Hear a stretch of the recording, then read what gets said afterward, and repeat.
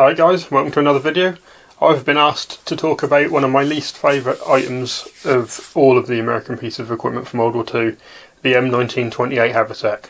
So I'm going to strip this down and show you the various components of it and go over some of the serious design flaws with this piece of equipment and the reasons I avoid this at all costs, but also show you how it actually does go together for when you do want to use it. Right guys, so we've got the haversack set up here in its component parts of nothing at all, and the first thing we need to get out of the way is that the haversack is not a bag. The haversack is a series of flaps with a series of straps and buckles on them to tie them up. It is not a bag. So your main components of the haversack is you have the haversack itself, the main component here, and then on the top flap you have your meat can pouch for putting in your mess kit and your utensils. That attaches through a couple of loops with its two straps. They have no way of actually clamping them down, so I've used some friction tape to secure mine. I hang mine on a vehicle, so I don't want to risk that falling out. I just do not trust it. I've never thought they were very secure at all. Then you've got your main section here. This flap folds forwards like that, and these ones go over that when it's done up, and then that makes your primary compartment that you'd store your items in. And sometimes you see them with this attached to the bottom. This is what's called a pack tail, and that attaches with a leather strap in the bottom here, and the idea is that allows you to carry a much longer bed and roll, and then that will wrap around as additional sides. But that's when you start to hit the flaws. So right, so let's go over the basic way of how the haversack works. So we've got this opened up here. Here we've got half of a pup tent, just to use as a display piece as an example. So you'd pop that there. You then bring the middle over there like that. Then you get your sides. You get your buckle, you'd feed it through these loops in the middle where it lines up.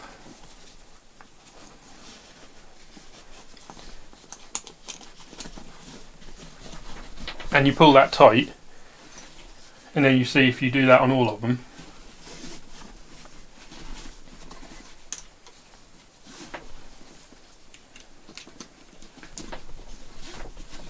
you end up with something that would give you the same sort of thing as having a bag, but it's not a bag and it has some serious flaws.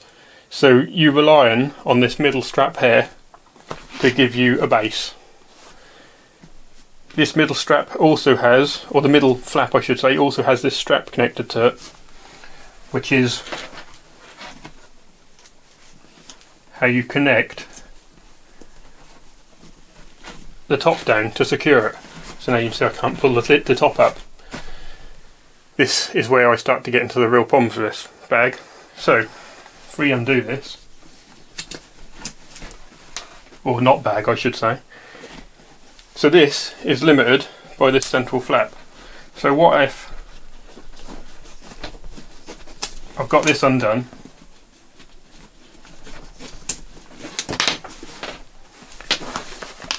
and we're using the bag to carry something longer with the pack tail. Let's say we have a longer bed and roll. What happens if our bed and roll comes to about here then? So let's say this is the whole bed and roll. Well now, you don't have any way to get this strap up to your lid here. So when your bag is all done up, like that would be approximately like that, how are you going to secure this to the bottom? You can't. To my knowledge, there's no way of doing it. So your lid is just, or the top flap is just going to be loose and relying on gravity. I don't think that's very good. So if you've got a long bed and roll that's using your whole pack tail to do it up, you've got some problems. I'll put a long bed and roll in it now to show you what I mean. So here we have a full bed roll. This has got some wool blankets and everything inside it. You could make it shorter than this obviously. This is very long. I've done it on purpose as an example, because this is how they sometimes work. So how you'd keep this bedroll in, you have to use your pack tail strap at the bottom here.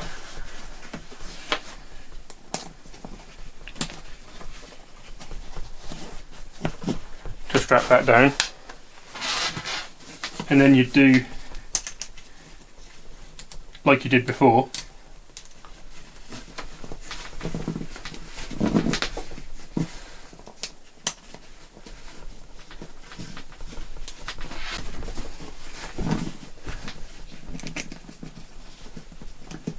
And just imagine you're a GI and you're having to throw this back together quickly, so it's not massively neat and you could end up with something pretty... This is a terrible example of how they pack it,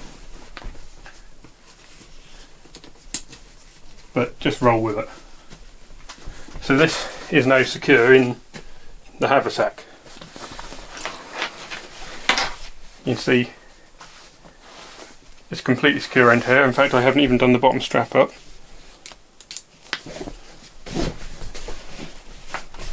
Because people are going to say, well, they would never had something this long in it. But look where this bottom strap is. So clearly they were meant to hold things this long inside them. Now look at that. You've got yourself a proper hot dog. Of course, you've got no way of securing the top down. You could get a generic little strap to add as an extension, but that wasn't a thing. I've never seen any evidence of that being done. So exactly what are you meant to do with this strap to you? It is just useless. Right, so that was me showing the example of how this could be absolutely awful if you're trying to pack something massive into it, but it was designed to be able to do that sort of thing. So you're not going to do what I just did, because as you can see it was rubbish. You've got better options with these. So here's what I normally recommend. Make yourself a much smaller bedding roll. This is just a shelter half, and you could put a wool blanket in this as well. You wouldn't make it that much bigger. Pop that. You can either have it without the pack tail and then have it level here, or have it like I do here with the pack tail, set it a little bit lower, and get that where your fastening strap here is just long enough to get to the top of the bag. So you see how I've got that here? I've got enough space to have a little compartment above, so you can just drop things on the top. This will act like a bag. Do this strap up and out of the way, and I roll the bottom of the pack tail like that to give you a bit more of a base.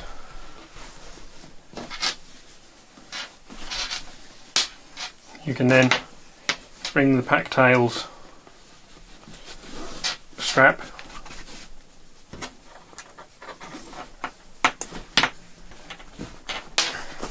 and do that up like that. So now you've got a fold at the bottom which will catch any of the bits and pieces you put in the sides. So here I have 6 tent poles. My tents are the very late / post-war design, but you do the same with the earlier war version. You then pop your poles in the side like that. The pack tail will operate as a base so that these won't fall out. You can do this without the pack tail, but it will be tighter and it will be harder to get sealed at the bottom. Most people I see have these without the pack tail, in fairness. You can then start bringing these straps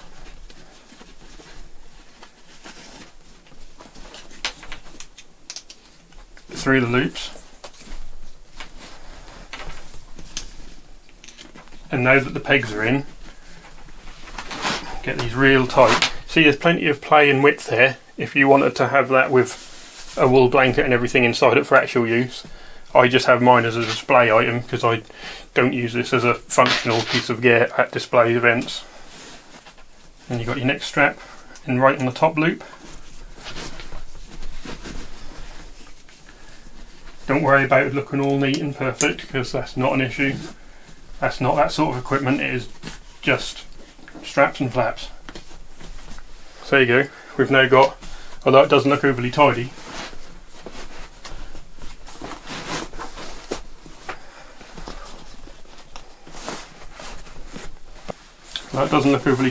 we've now got our tent and our poles in.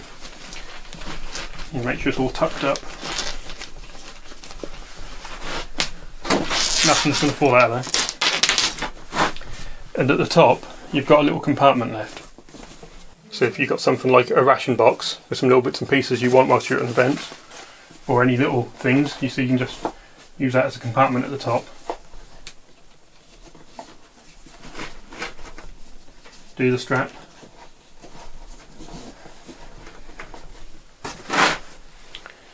And there you have the bag done up. And your bottom strap here has just enough length. So you, even without using all that extra length of the pack tail, you've only got just enough length there. Don't actually do that latch up. The meat can part of the bag is pretty simple. That's just a simple pouch. You've got 3 slips in here for your spoon and your knife and fork. They simply pop in like that. I don't have an original spoon, and my reproduction ones seem way too big to fit in, so they don't actually go in. Then you just get your mess kit. You want it with the flat side on the outside. Just goes in there like that.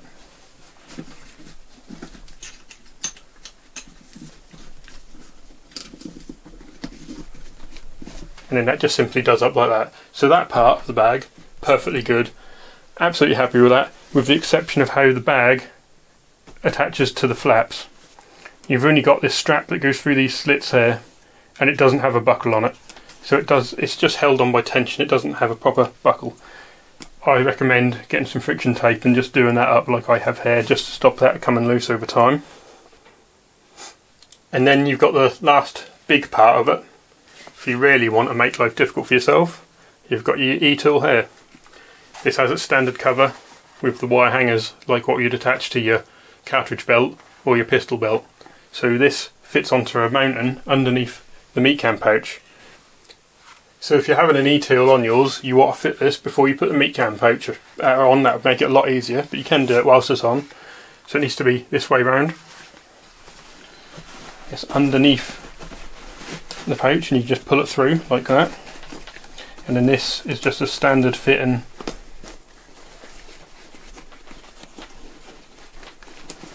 you just fold that through like that, and then you see under your meat can pouch you've now got your e-tool cover. To put your e-tool inside there, I always have it this way round. If it's that way round, that wants to try and bend out. If it's this way round, that will keep itself bent into the bag a bit. I find that more comfortable. That just simply slides in your cover like that. And you can see there, this strap goes round like so.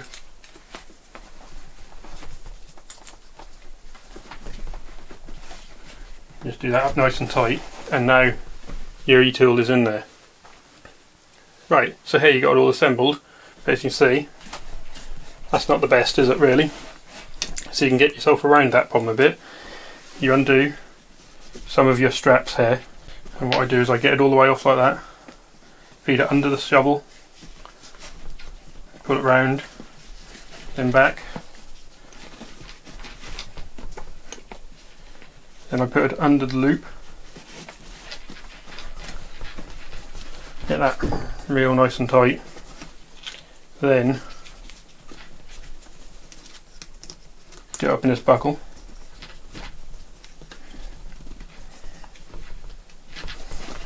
and you see that's held that down a bit. Then get another one,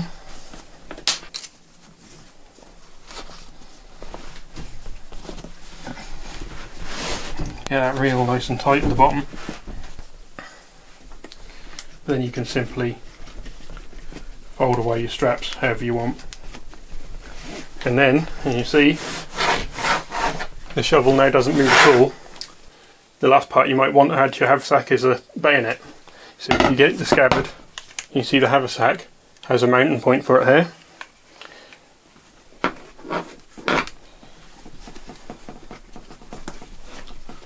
I always find this particularly troublesome to fit. That's very tight. I don't know if that's just my haversack. And then you simply get your bayonet, make sure the tag's out of the way. And there you have it. And that is the M1928 haversack.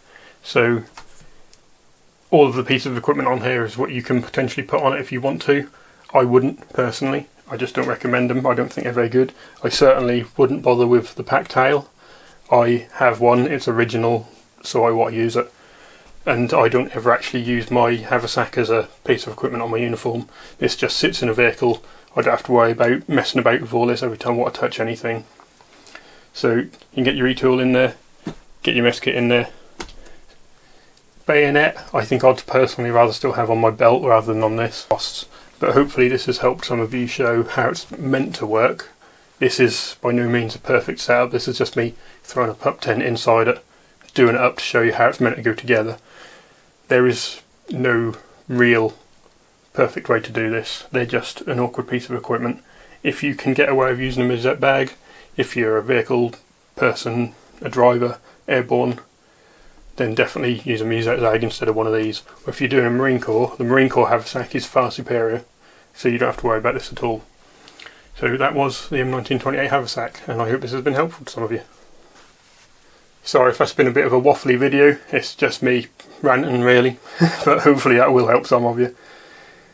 If you enjoyed the content, if you've got any ideas, you want me to see me do other particular things, even with the haversack if you must, then leave a comment down below. Please click like and subscribe, and hopefully when the event season starts I can start showing you some bigger pieces of equipment, some nice big displays, get some really good content going for you.